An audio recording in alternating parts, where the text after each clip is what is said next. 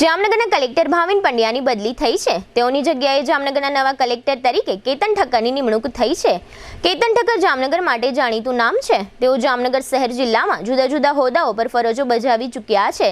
નવનિયુક્ત કલેક્ટર કેતન ઠક્કર જામનગર શહેર જિલ્લાને સારી રીતે જાણે છે। ભૂતકાળમાં તેઓ જામનગરના મુખ્ય આરટીઓ અધિકારી તરીકે, નિવાસી અધિક કલેક્ટર તરીકે તથા જામનગર મહાનગરપાલિકામાં ડેપ્યુટી કમિશનર તરીકે પણ ફરજો બજાવી ચૂક્યા છે। તેઓ પોરબંદર ખાતે જિલ્લા વિકાસ અધિકારી તરીકે ફરજ બજાવી રહ્યા હતા। ત્યાંથી તેઓની બદલી જામનગરમાં કલેક્ટર તરીકે કરવામાં આવી છે। જામનગરમાં નિયુક્તિ પામેલા કલેક્ટર કેતન ઠક્કર અગાઉ રાજકોટમાં નિવાસી અધિક કલેક્ટર તરીકે પણ ફરજો બજાવી ચૂક્યા છે। કલેક્ટર કેતન ઠક્કરે ભૂતકાળમાં જામનગર જિલ્લામાં સૌમ્ય સ્વભાવના નિષ્ઠાવાન અધિકારી તરીકે છાપ ઊભી કરી છે અને તેઓ જામનગરની ભૂગોળથી પણ જાણીતા છે। જામનગર ઉપરાંત દ્વારકા જિલ્લામાં પણ કલેક્ટરની બદલી થઈ છે। દ્વારકાના કલેક્ટર જીટી પંડ્યાની બદલી થઈ હોવાથી તેમની જગ્યાએ આરએમ તન્નાને દ્વારકાના કલેક્ટર તરીકે નિયુક્તિ આપવામાં આવી છે।